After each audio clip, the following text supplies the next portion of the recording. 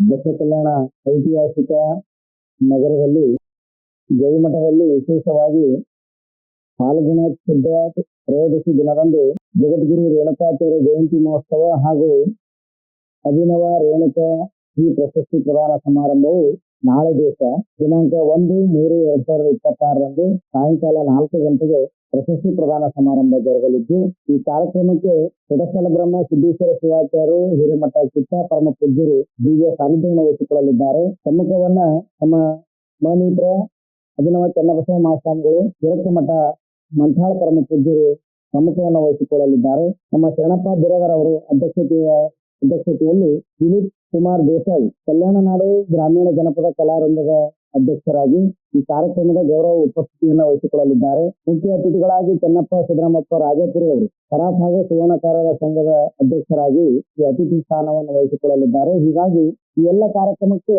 4 ಜನ ಸಾಧಕರಿಗೆ ಧಾರ್ಮಿಕ ಸಾಮಾಜಿಕ ಸೇವೆಯನ್ನು ಸಲ್ಲಿಸಿರುವಂತಹ 4 ಜನ ಸಾಧಕರಿಗೆ ಪ್ರತಿ ವರ್ಷ ಅಭಿನವ ರೇಣುಕಾ ಶ್ರೀ ಪ್ರಶಸ್ತಿಯನ್ನ ನಾವು ಪಡಮಾಡ್ತೇವೆ. ಹೀಗಾಗಿ ಇದರಲ್ಲಿ ಮೊದಲನೆಯವರು ಮಲ್ಲಿಕಾರ್ಜುನ್ ಧೋಳಯ್ಯ ಕಾಡಾಭಿಮಠ್, ನಿವೃತ್ತ ಉಪನ್ಯಾಸಕರು. ವಿಶೇಷವಾಗಿ ಧರ್ಮದ ಮೇಲೆ ಅಪಾರವಾಗಿರುವಂತಹ ಕಾಳಜಿಯನ್ನು ವಹಿಸಿ ಅನೇಕ ಧಾರ್ಮಿಕ ಸೇವೆಗಳಲ್ಲಿ ತಮ್ಮನ್ನು ತಾವು ತೋರಿಸಿಕೊಂಡಿದ್ದಾರೆ. ಇದೆಲ್ಲವನ್ನ ಪರಿಗಣಿಸಿ ಗವಿಮಠದಲ್ಲಿ ನಾಳೆ ನಡೆಯುವಂತಹ ಅಭಿನವ ರೇಣುಕಾ ಶ್ರೀ 2026ನೇ ಸಾಲಿನ ಅಭಿನವ ರೇಣುಕಾ ಶ್ರೀ ಪ್ರಶಸ್ತಿಯನ್ನ ನಾವು ಮಲ್ಲಿಕಾರ್ಜುನ್ ಧೋಳಯ್ಯ ಕಾಡಾಭಿಮಠ್ ಅವರಿಗೆ ಪಡಮಾಡ್ತಾ ಇದ್ದೇವೆ. ಎರಡನೇದಾಗಿ ನಮ್ಮ ಗ್ಯಾರಂಟಿ ನ್ಯೂಸ್ ಜಿಲ್ಲಾ ವರದಿಗಾರರಾಗಿರುವಂತಹ ಶಿವಯ್ಯ ಕರಬಸಯ್ಯ ಮಠಪತಿ ನಾರಾಯಣಪುರ ಅವರು ಬಹುಶಃ ಎಲ್ಲಾ ರಂಗದಲ್ಲಿ ಯಾವುದೇ ಒಂದು ಧರ್ಮ ಕಾರ್ಯಕ್ರಮ ಇರಲಿ, ಅದ್ರ ಜೊತೆಗೇನೆ ಪರಮ ಪೂಜ್ಯರ ಅನೇಕ ಕಾರ್ಯಕ್ರಮಗಳಲ್ಲಿ ಹೇಳಿ ಬೀಳಿ ತಮ್ಮನ್ನ ತಾವು ಬಂದು ಆ ನ್ಯೂಸನ್ನ ಎಲ್ಲಾ ಕಡೆ ಬಿತ್ತರಿಸುವಂತ ಕೆಲಸವನ್ನ ಪ್ರಾಮಾಣಿಕವಾಗಿ ಮಾಡ್ತಾ ಇದ್ದಾರೆ. ಹೀಗಾಗಿ ಆ ಶಿವಯ್ಯ ಕರಬಸಯ್ಯ ಮಠಪತಿಯವರಿಗೂ ಕೂಡ 2026ನೇ ಸಾಲಿನ ಅಭಿನವ ರೇಣುಕಾ ಶ್ರೀ ಪ್ರಶಸ್ತಿಯನ್ನ ನಾವು ಶ್ರೀಮಠದ ವತಿಯಿಂದ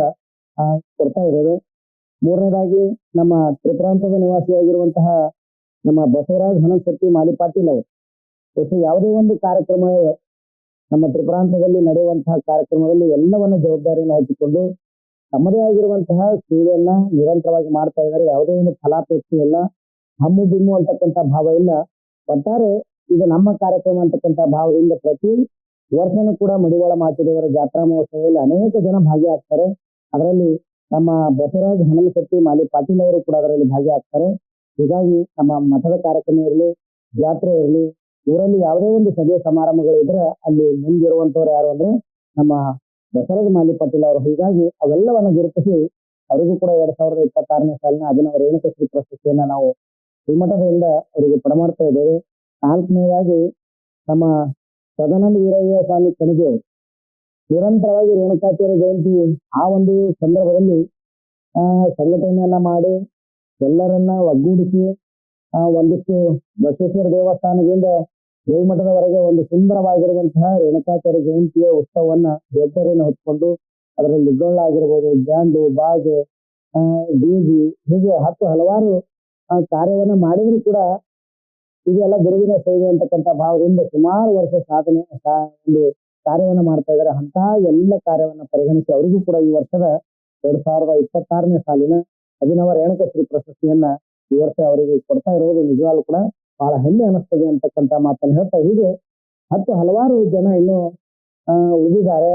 ಬಹುಶಃ ಒಂದೇ ವರ್ಷ ಅವರಿಗೆ ಗುರುತಿಸುವಂತ ಕೆಲಸ ಆಗಂಗಿಲ್ಲ. ಹೀಗಾಗಿ ಪ್ರತಿ ವರ್ಷ ಸುಮಾರು ಜನರಿಗೆ ನಾವು ಶ್ರೀಮಠದ ವತಿಯಿಂದ ಗುರುತಿಸುವಂತ ಕೆಲಸವನ್ನ ನಾವು ಮಾಡ್ತಾ ಇದ್ದೀವಿ ಅಂತಕ್ಕಂಥ ಮಾತನ್ನು ಈ ಸಂದರ್ಭ ಹೇಳ್ತಾ, ಈ ಕಾರ್ಯಕ್ರಮದಲ್ಲಿ ನಮ್ಮ ಪ್ರೊಫೆಸರ್ ಸೂರ್ಯಕಾಂತ್ ಶೀಲಂದ್ರ ಅವರು ಪ್ರಾಸ್ತಾವಿಕ ನುಡಿ ಸೇವೆ ಸಲ್ಲಿಸಲಿದ್ದಾರೆ.